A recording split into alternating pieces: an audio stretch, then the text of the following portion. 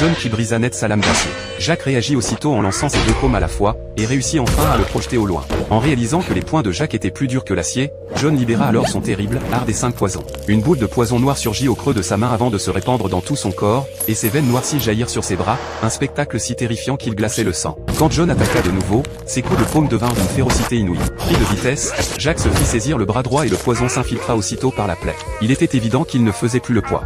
John lui asséna un violent coup de pied qui le projeta au sol, puis l'écrasa au point de lui faire cracher du sang. Alors qu'il s'apprêtait à l'achever, le fils de Jacques surgit en courant, s'agrippa à la jambe de John et le supplia d'épargner son père. Attendri par l'enfant, John fit mine de céder, mais soudain il souleva Jacques et le jeta dans le fleuve tumultueux. Voyant son mari emporté par le courant, entre la vie et la mort, Lisa plongea sans hésiter pour le rejoindre. Heureusement, un tronc flottant les retint et leur sauva la vie. Mais Jacques, rongé par le poison, sombra dans l'inconscience, et Lisa dut le hisser jusqu'à la rive.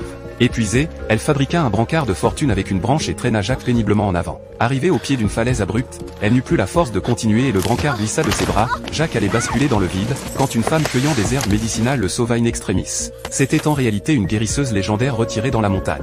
Soulagée, Lisa la suivit jusqu'à sa cabane, où la maîtresse en médecine, grâce à ses aiguilles d'argent, expulsa le poison du corps de Jacques. Sa vie fut sauvée, mais les tendons et os de sa main droite étaient brisés, incapable de retrouver leur force, il ne pouvait même plus tenir un bol. Jacques en fut accablé. Bien que sa femme s'efforçât de l'encourager, il se considérait comme un homme brisé. Furieux, il jeta ses couverts et quitta la pièce, laissant Lisa porter seule ce fardeau. Dès lors, il sombra dans l'abandon de soi et se noyait chaque jour dans l'alcool. Sa femme resta pourtant à ses côtés, lui offrant un soutien indéfectible, et traversa avec lui les 4 saisons. Un jour, un serpent venimeux rampa sur Jacques, qui ne réagit même pas. Heureusement, Lisa rentra à temps, refoula sa peur et le projeta par la fenêtre. En voyant l'inquiétude sur le visage de sa femme, Jacques retrouva enfin sa volonté perdue. Une flamme nouvelle s'alluma en lui. Pour récupérer la force de son bras droit, il entreprit de s'entraîner avec un pieu de bois pesant plus de 50 kg. Au début, l'épreuve fut très dure, mais à force d'entraînement acharné, le lourd pieu devint facile à manier. La puissance de son bras droit revint rapidement, il pouvait même arracher l'écorce des arbres millénaires, et un seul coup de poing suffisait à faire trembler un arbre géant.